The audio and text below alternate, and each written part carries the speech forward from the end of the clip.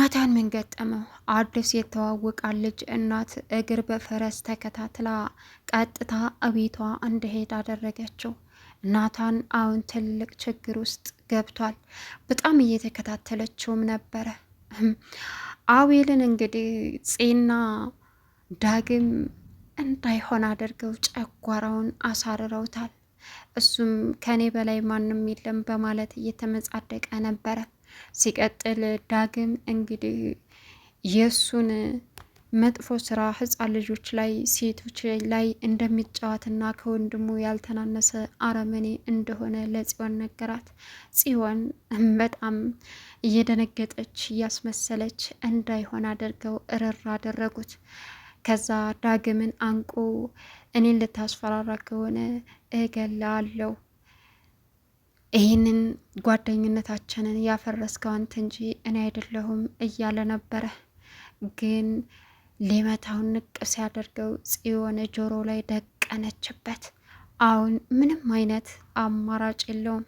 እናም የያፌትን እያንዳንዱን ወንጀል አጣርቶ እንዲሰጣቸው አዘውት መጡ። ይሄ አይሆንም፣ መቼም አላደርገውም፣ እኔን አቤልን ማንም ምንም ሊያዘኝ አይችልም እያለ እንግዲህ ያዙ ይልቀቁኝ እያለ ይገኛል። እንግዲህ ከምንም በላይ የሚያናድደውና በጣም የሚያሳዝነው ያፌት እንግዲህ አንዲቱን ሴት ልጅ ገደላት። ያሳዝናል። ሰላም ውድና የተከበራችሁ የቻናል ቤተሰቦች እንዴት ናችሁ? ልይ ሰላማችሁ ይብዛልኝ። ለዚህ ቻናል አዲስ ሲሆናችሁ ሰብስክራይብ እያደረጋችሁ ቪዲዮውን እስከ መጨረሻው ተከታተሉ። ሐረግ ከባለፈው የቀጠለ ፓርት ይዘን መጥተናል ማለት ነው። እንግዲህ ባለፈ ያፌት ደንግጦ ፈጠጠጥ ብሎ ነበር ፓርቱ ያቆመው። ዛሬ እንግዲህ ያልጠበቀው ነገር ለምንድን ተደፈርኩ በሚል ሁኔታ አንዲት ሴት ልጅ ከነዛ ካገታችሁ ሴቶች አምጣ ወጥታ ነበረ። እናም እሷን ሲያይ ነበረ። እሷ ወጣች ማለት ለሌሎቹ ወይም እዛ ተመልሳ ገባች ማለት ለሌሎቹ የኔን ማንነት ትናገራለች። ያንን ማንነቴን ከተናገረች ደግሞ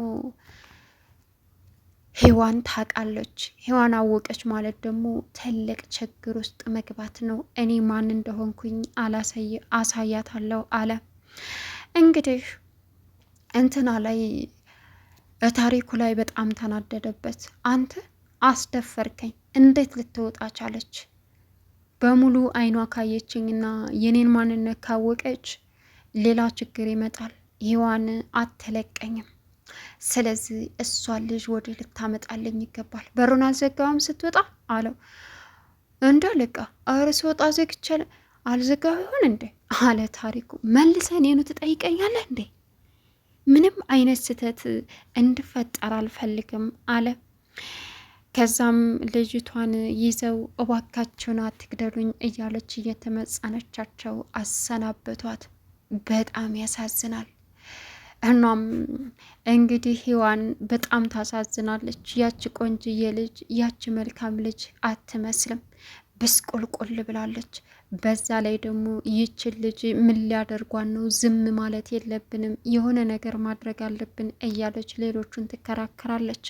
ግን ደግሞ ሌሎቹም ራሳቸውን ለማምለጥ እሷ በገዛ እጇ ነው። አለቃን መዳፈር ማለት ምን ያክል ዋጋ እንደሚያስከፍል አታቅም፣ ነግረናን ነበር።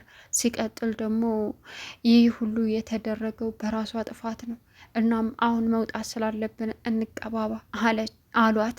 ሔዋን ደግሞ እና ምን ሊያደርጓት ነው አለች። የቁጥራችንም የሟቾች የቁጥራቸው መጠን ብዙ ከሆነ የሆነ የሬሳ መጣያ አለ፣ እዛ ይጣላል። ውሻና ጅብ ተጫውቶ አሞራ ተጫውቶበት ይቀራል።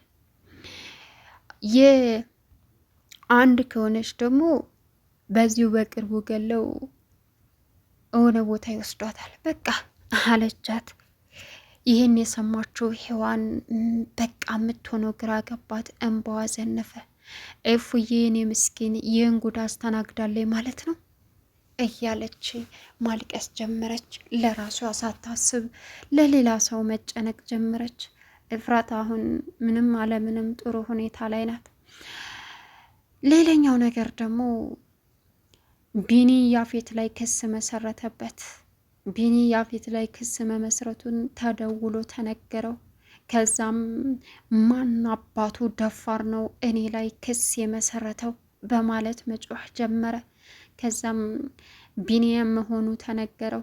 ያሁኑ አለቃ ምንም አይነት ገንዘብ ቢሰጠው ወደ ኋላ ብሎ የሚሸሽና በገንዘብ የሚያምን አይደለም። እናም ቢኒያም ዋጋህን እሰጥሃለሁ፣ እገልሃለሁ፣ እንደ በፊቱ አሳስሬ እምለቀህ እንዳይመስልህ፣ አሁን ግን ስቃይህን ነው ማሳይህ አለ። ቢኒያምና ያፌት ተገናኙ። ያፌት መኪናውን እየነዳ ቢኒያም ደግሞ መንገድ ላይ እየሄደ ነበረ። እናም ቆሞ ጠበቀው። እርግጠኛ ነኝ ቡችሎች የክሱን መመስረት ልከውልህ ነው ነግረው ነው አለው። እገልሃለሁ አለ። እንደምታየው እንግዲህ ጎረቤቶችና ሰው መካከል ነው ያለሁት። እንደ ሌሎቹ ገለህ ሻንጣ መኪና ኮንፈርት አስገብተ የምትወስደኝና የምጥለኝ አይደለሁም አለው ቢኒያም። አሁን ልክ ቢኒያምን ሲያው ያፌት ከመኪና ላይ ወረደ። ቢኒያምን ቆሞ ጠበቃቸው። ጋርዲውም ታሪክ ወረደ። ኦ ተደራጅታችሁ ነው እንደ የመጣችሁት አለ። ከዛም እንግዲህ ውሾች ልከው እንደሆነ ወይም ነግረው እንደሆነ አውቃለሁ ቢልም እመነኝ እንደ እስከ ዛሬ ዝም ብዬ በእስር ቤት አሳልፈህ የምተው እንዳይመስል እገላለሁ። እኔው ራሴ ነኝ ስቃይህን ማበዛው አለው። ቢኒም እሺ እናያለን፣ የዛሬው አለቃ በገንዘብ አይማርም ወይም ደግሞ በገንዘብ ተቀብሎ የሚያልፍ አይደለም፣ አብረን እናያለን በማለትም እሱን እንደምታደርገው አምናለሁ ብሎ ቢኒም ተለይቶ ሄደ። እንግዲህ ናታን ደግሞ ገኒና ቢኒ ጉልት በሚሸጡበት ወደ እነሱ እየሄደ ነበር። አዲስ የተዋወቃት የዲያራ እናት እየተከታተለችው ነበረ። ናታን በልጇ በኩል እሷ የምትሰራውን ስራ ያጠመደ መስሏታል። እናም አሁን ናታን ትልቅ ወጥመድ ውስጥ ገብቷል። ቀጥታ ልጄ ሳትነግራት እኔ ጋር መተህ መነጋገር አለብን አለችው። ናታንም ምንም አማራጭ የለውም እሺ ብሎ ሄደ። ምን ታደርገዋለች? ከባድ ነው። እንግዲህ የዳራ ወንድም ከቤዛ ጋር መጥቶ በሷ ፍቅር ለስንት ዓመት እንደተሰቃየም እንግዲህ ዳራ ለናታን አንዳንድ ነገሮችን ስለ ወንድሟ ነገረችው። የራሱ ምክንያት ሊሆን ይችላል፣ እናቴ ጋር አይዋደዱም ስትለውም እናትሽ አልገደለችው አባትሽን ለምን እንደዚህ ይሆናል አለችው። ናታን ግን ጽዮንን እንደሚወዳት ከሷ ውጪ የሚኖርለት ነገር እንደሌለም እየነገራት ነበረ። ይችን እህትህን ለማጓጓት ስትለው በቅርቡ አስተዋውቅሻለሁ አላት። ሲቀጥል የእሷ እናት ደውላ ናታን ቤቷ ድረስ እንዲሄድ አዘዘችው። ምን ገጥሞት ይሆን? በጣም ደስ የሚለው ነገር ደግሞ አቤላን ጽዮንና እንዲሁም ዳግም የስራውን እንዳገኝ አድርገውታል። ግን እሱ አሁንም ቢሆን አልታዘዝም፣ እኔንማ ማንም ሰው ሊያዘኝ አይችልም፣ አቤል ታዛዥ አይደለም፣ የማንም መጫወቻ ልሁን እያለ ነበረ። ዳግምን ጓደኝነታችን ያፈረስከው አንተ ነህ ቢለውም ዳግምም እንግዲህ ጽዮንም ከት ብለው በመሳቅ ወንጀሉን እያንዳንዱ አወጡለት። አይገርምም? ኤፍራታ ደግሞ የገንን ዲኤንኤ ምርመራው ማስመርመር ትፈልጋለች። ደውላ ሆስፒታል ስትጠይቅ ግን ብዙ ብር እንደሚያስከፍላት ጠይቋት። እንዴ የአንድን እናት ለማስታወቅ ይህን ያክል ገንዘብ አልበዛም እንዴ አለች ኤፍራታ። ግን ቢሆንም አስብበታለሁ ብላ ስልኩን ዘጋች። ሌላውና አስቸጋሪው ነገር አሁን ሉሊት ስቃዋ በዝቷል።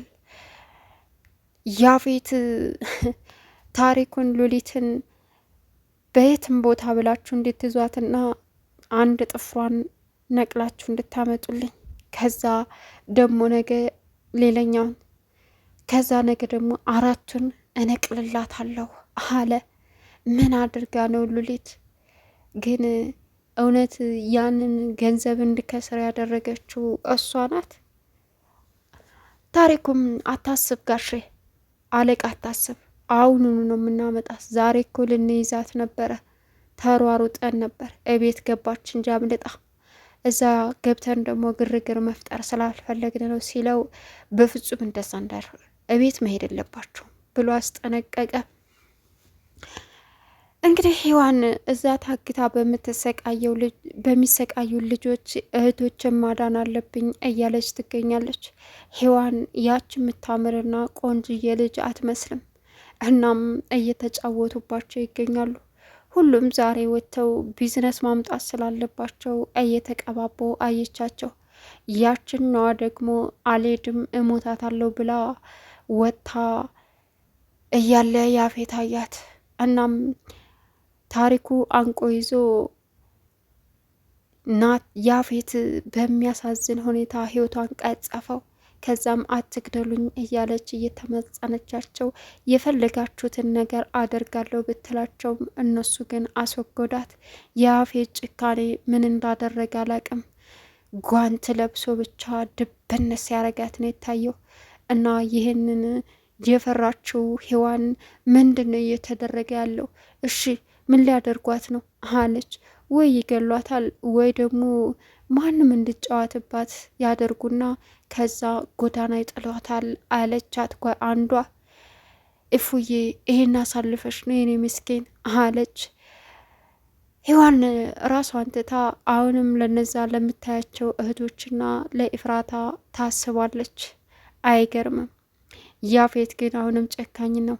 እናም ቢኒም እኔ እኮ አማቼ ነኝ የሚስትህ አጎት፣ እኔን ለመግደል ሳይሆን አንቱ እያልክ ማክበር ነበረብህ። ያ ማለት ሚስትህንም ልትገላት ነው ማለት ነው። ኤፍራታ እኮ የኔ ወንድም ልጅ ናት አለው። ከዛም አንተ እመነኝ እገላለሁ በማለትም ቢኒ ላይ ዛተበት ያፌት። እንግዲህ በሚያሳዝን ሁኔታ ናታን ወደ ነገን እየመጣ ነበረ። እያዩት እያለ ተሰወረ፣ እየተከታተሉት ስለነበረ። እናም እንዲህ ይኸው መጣኩ። ናታን ምኑ ነው የት ነው አለች። ግን ይኸው እየመጣ ነው ስልክ እያወራ ነው ሲል ዘወር ብሎ ሲያዩ የለም። ከዛም ሲደወልለት ወደኛ እየመጣ አይቼህ ሲለውም አስቸኳይ ስራ ነው አለ። እኔ እንደሆን አልነግረኝም፣ ምንድን ነው ችግር አለ? አሁን እናንተ ጋር ብመጣ እናንተንም እኔንም ችግር ውስጥ ነው የምከተው አለ። ከዛም ቢኒ ጓደኝነቱን እንኳ ትተኸዋል፣ እየነገርከኝ አይደለም፣ እባክህን ችግር ውስጥ ካለ ራስን ጠብቃለሁ ቢኒ፣ ሁሉንም ነገር በቅርብ እነግርሃለሁ ብሎ ናታን ስልኩን ዘጋ። ቢኒ አሁን የኔን ጓደኝነት እኮ ትቶታል፣ ግን ምን ላድርግ አለ። እና ታዲያ እሱ ተወይ ብለህ አንተ እሱም መተው አለብህ አለችው። ቻናሉን ሰብስክራይብ እያደረጋችሁ ቪዲዮውን እስከ መጨረሻው ተከታተሉ።